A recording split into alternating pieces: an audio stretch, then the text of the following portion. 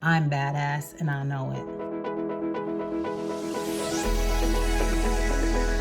Hey y'all, it's Raisa Flowers. I'm a makeup artist and a model, and this is my beauty amplified. My journey to self-confidence has been a long one. I've always been plus size and taller than many people. I struggled a lot with like my body image and how I looked when I was really young. It took me until like I was about my mid 20s to get to where I am now, having people around me who put a lot of good thoughts into my head about myself. One piece of advice I would give to my younger self would be, I would tell my younger self to love me and don't care what anybody has to say, because you're gonna grow up into a beautiful person, looking into the mirror every day and just telling yourself that you are beautiful and you are worth it. So the internet is a terrible place. I recently posted a photo where it was a photo of my body, and I'm nude in the photo, but you don't really see any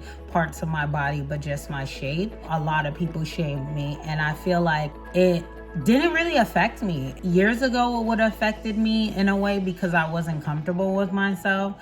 But as I've gotten like way older and way more comfortable and loving myself, stuff like that just very like goes over my head. Yes, it angers me that I have to educate people, but honestly, I love myself too much to pay those people any mind. I'm badass and I know it. How I challenge beauty standards. Personally, for me, I'm plus size. I have tattoos. I have a lot of piercings, facial and ear piercings. So I'm very alternative. When I go out, I like to be exaggerated. I love a lot of color. And in my work, I like to use a lot of color.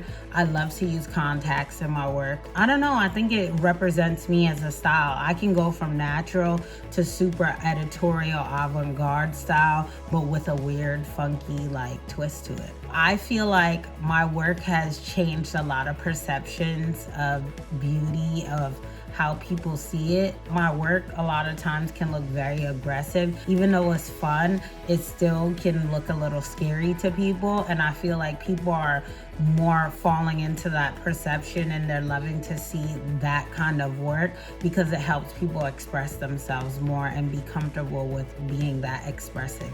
I feel like some healthy conversations to have when you're trying to drive self-confidence is knowing that you are beautiful and just understanding your beauty for what it is. Having people around you who actually care, who show you all that love and attention to uplift you into that confidence. When it comes to self-confidence, it can toy with your mental and it makes you feel very unbalanced in this way. You know, not everyone is the same. Not everyone is as confident as they project sometimes. You should have a conversation with yourself and say, what do I love about myself? Where do I see myself in the next few years?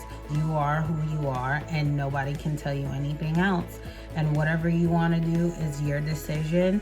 And I just think you should look in the mirror more, get dressed up, maybe throw on some makeup. If you're not into that, do something that you love and, you know, be around people that love you, and that's important.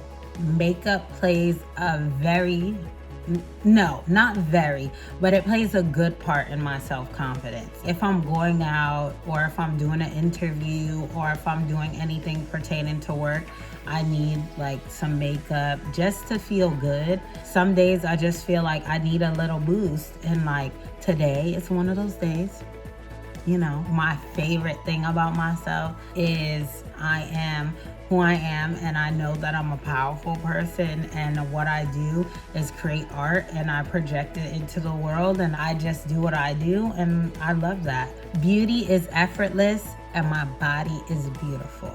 I am beautiful because I'm unique, bold, and fabulous. Thanks for watching, y'all. I would love to hear you guys' stories in the comments below regarding confidence and beauty. And yeah, I'll check them out. So thanks for watching. Peace.